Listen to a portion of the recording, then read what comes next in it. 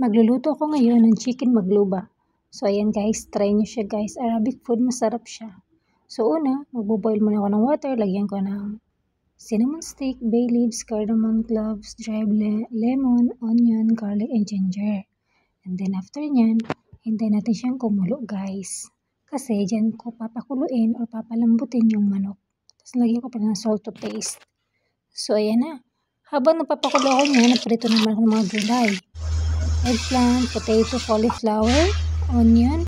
Yung tomato guys, hindi ko siya pinarito. Tapos bell pepper.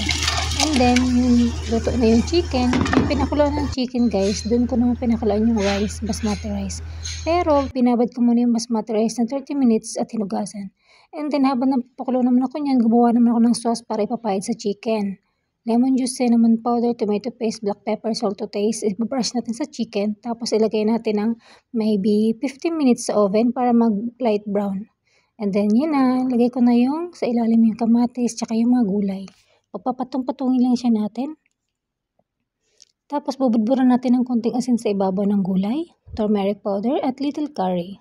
Pwede nyo rin lagyan ng konting black pepper. So ayan, budburan natin ng salt para magkalasa yung gulay.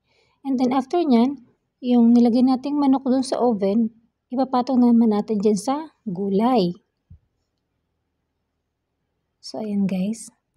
Nilalagay ko na yung mga powder na binanggit ko kanina. So ayan, tcharan! So ayan, nakapatong na yung chicken and then naglagay ako ng rice. Yung rice guys, more than half cook lang siya guys. Huwag yung masyadong lutong-luto kasi ininin pa natin siya eh.